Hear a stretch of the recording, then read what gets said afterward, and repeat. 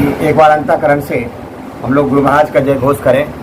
बोलिए प्रेम से श्री सद्गुरु महाराज की जय, श्री सद्गुरु महाराज की जय, श्री सद्गुरु महाराज की जय। मंगल मूर्ति सद्गुरु मिलवै सर्वाधार, मंगलमय मंगल करना बिनवो बारंबार। ज्ञान उदय अरु ज्ञान घन सतगुरु शंकरो, नमो नमो बहुभारी सकल सुपूजन भू। प्रातः स्मरणीय अंशभूषित ब्रह्मरात ब्रह्मलीन महर्षि में ही परमहंस महाराज के चरण कमलों में कोटि सा नमन। उनके मत्स्य स्वरूप महर्षि स्वामी संसेवी महाराज के चरण कमलों में कोटि सा नमन। उसके हृदय स्वरूप महर्षि साई स्वामी जी महाराज के चरण कमलों में कोटि सा नमन।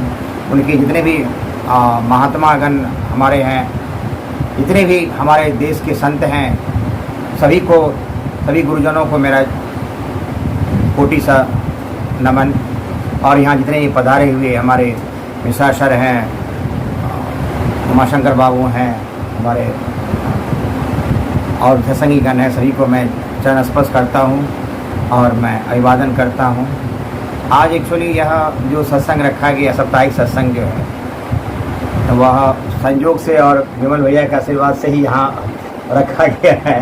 तो ये तो विमल भैया के यहीं होना था, लेकिन हमको लगा क्या कि से, क्योंकि 31 तारीख को यहाँ पर विमल भैया के यहाँ सत्संग, हमारे 2 संत आ रहे हैं बड़े बाहर से, पूर्णिया से, और गुरु महाराज की जो हमारे जो ननिहाल में थे, तो गुरु महाराज के जो ननिहाल का जो आश्रम है वहीं से एक संत आ रहे हैं। तो 2 संत आ रहे हैं, तो और 30 और 1 को दोनों दिन सत्संग होगा। और वहाँ पर जो है प्रसाद का भी व्यवस्था की गई है। तो आप लोगों से मेरा अपना ये है निवेदन है कि आप लोग दोनों दिन आइए। सवेरे प्रातःकाल से प्रातःकालीन और अपराह्नकालीन और सायंकालीन तीनों सत्संग होगा, और हम लोग उस सत्संग से लाभ उठावें तो बहुत अच्छा होगा। और आज जो सत्संग की जो यहाँ पर जो नवोदय विद्यालय में रखा गया क्वार्टर में, तो आज सर्वप्रथम पहली बार जो है हमारा जो विमल भैया हमारे जो है, उनकी जो बहू है और बेटी पूजा जो बेटी है, और आलोक की जो पत्नी है, वह पहली बार यहाँ आई हुई हैं नवोदय विद्यालय कैंपस में। तो सबसे पहले मैं उनका स्वागत करता हूँ और मैं गुरु महाराज से प्रार्थना करता हूँ, और मैं आशीष भी देता हूँ, आशीर्वचन भी देता हूँ कि हमारी बहू और बेटी अध्यात्म के क्षेत्र में भी आगे बढ़े और सभी सुख, भौतिक सुख और आध्यात्मिक सुख से परिपूर्ण हो, जीवन सुखमय हो, दीर्घायु हो, और हंसते खेलते अपने जीवन को जो है निर्वाह करते हुए, और अपने परिवार का भी जो उत्तरदायित्व है उसको भी निर्वाह अच्छे तरह से कर रहे हैं और करेंगे भी, यही मेरी आशा है। और हमारा आशीर्वचन भी है, और पूरे सत्संगी गण से की तरफ से भी मैं आशीर्वचन प्रदान करता हूँ। ये बहुत बड़ी बात है कि आज जो सत्संग योग में जो पाठ हुआ, तो उसका था कि हमारा शरीर या हम किस तरह से अपने आचरण को ढालें कि हम ध्यान में मेरा मन लगे, यह था।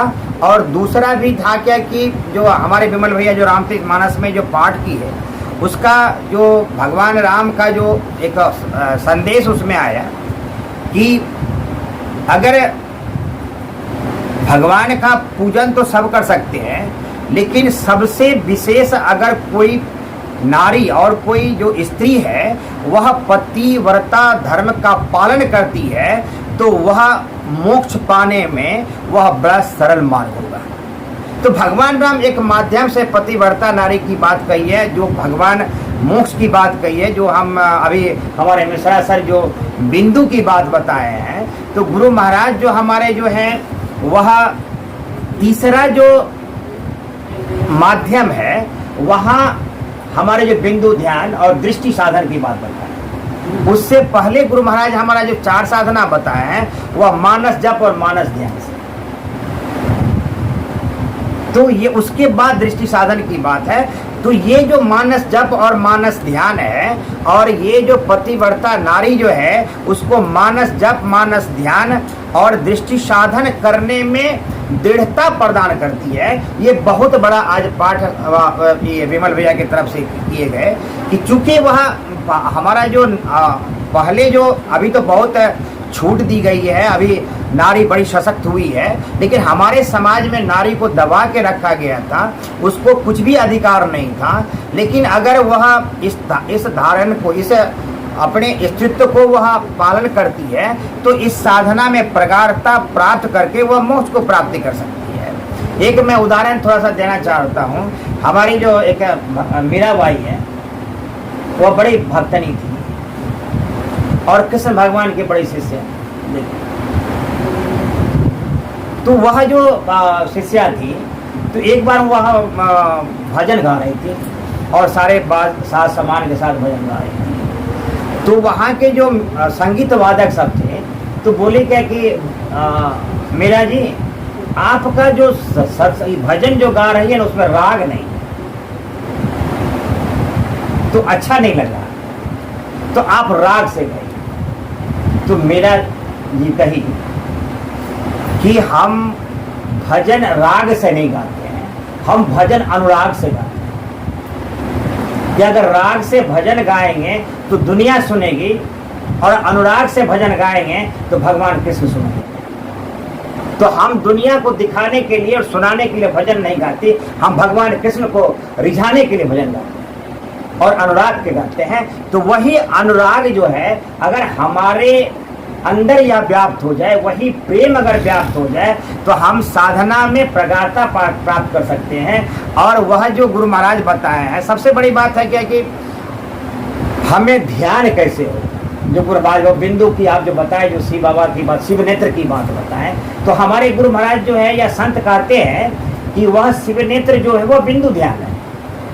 आप वहाँ उस बिंदुता को प्राप्त करके भगवान को, वह जो निराकार जो आप कहते हैं, वह निराकार, भगवान तो निराकार है, उस निराकार में आपको उसको प्राप्त करके उसमें आप निराकार हो जाएंगे, जिससे आपका जो है जन्मना और मरना वह दोनों से छुट्टी मिल जाएगा और आप उसी को मोक्ष कहते हैं, जो इस संसार में फिर आना जाना नहीं पड़ेगा। तो यह बहुत गुरु महाराज हमारे बड़े सरल रूप में साधना को बताए हैं। तो हम लोग अपने आचरण को सुधारें और उस अनुराग को हम उत्पन्न करें, ताकि वह एक, देखिए अनुराग एक छोटा सा शब्द है लेकिन बहुत बड़ा शब्द है, जो हम अपने परिवार में अपने बच्चे के साथ, एक पति एक पत्नी जो है, एक बहू जो है, एक बेटी जो है, वह परिवार को समझ पाए और वो परिवार को कैसे संचालित कर सकेगा, वह एक दायित्व को निभा सकेगा, वह अनुराग से ही हो सकता है।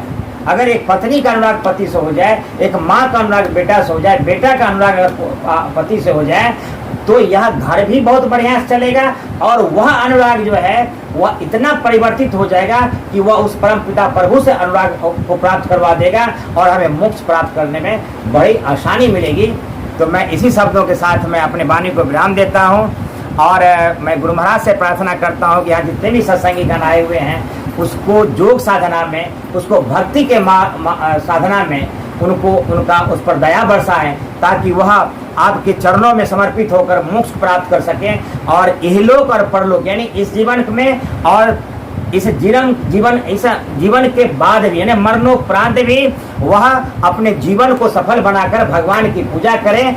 और यहाँ जो भी सत्संगी आए हैं गुरु महाराज से प्रार्थना करते हैं कि उनका जो चहुमुख विकास हो और वह शांति और खुशी से अपना जीवन यापन करें और उनको साधना में प्रेम लगाएं। इन्हीं शब्दों के साथ मैं अपने वाणी को विराम देता हूँ। एक बार प्रेम से बोलिए श्री सद्गुरु महाराज की जय, श्री सद्गुरु महाराज की जय।